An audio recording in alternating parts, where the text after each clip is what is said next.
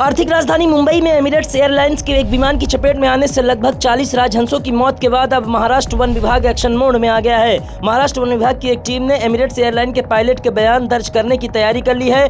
मुंबई में घाटकोपर के लक्ष्मी नगर इलाके के निवासियों को सोमवार की देर रात करीब 9 बजे के आसपास 40 से ज्यादा फ्लामिंगो के शव पड़े हुए मिले थे। सूत्रों ने कहा कि एमिरेट्स एयरलाइन की उड़ान EK 509 मुंबई में उतरने के लिए तैयार थी और पायलट ने विमान से पक्षियों के टकराने की घटना के बारे में एयर ट्रैफिक कंट्रोल को जानकारी दी थी। इस घटना के बाद महाराष्ट्र वन विभाग ने घटना की पूर्ण पैमाने पर जांच शुरू कर दी है और विभाग के अधिकारियों ने सैंपल भी इकट्ठा कर लिए हैं। घाटकोपर के लक्ष्मीनगर इलाके के लोगों से बातचीत कर घटना स्थल की जाँच की जा रही है।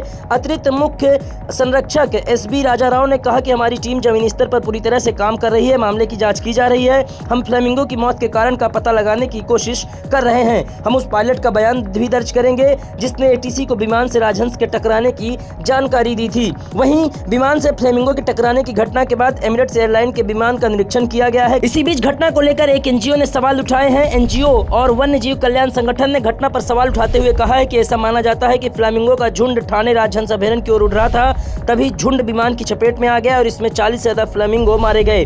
कार्यकर्ताओं ने यह भी कहा कि हो सकता है कि उनके निर्माण, प्रदूषण और अन्य कारकों के कारण फ्लेमिंगो अपना उड़ान मार्ग को बदल दिया हो और ठाणे की दिशा में न जाने की बजाय कहीं और भी चले गए हों। वहीं NGO के सवाल उठाने के बाद वन विभाग के अधिकारियों ने कहा कि जांच में पक्षियों द्वारा अपनाई गई उड़ान की दिशा समेत कई पहलुओं को शामिल किया जाएगा।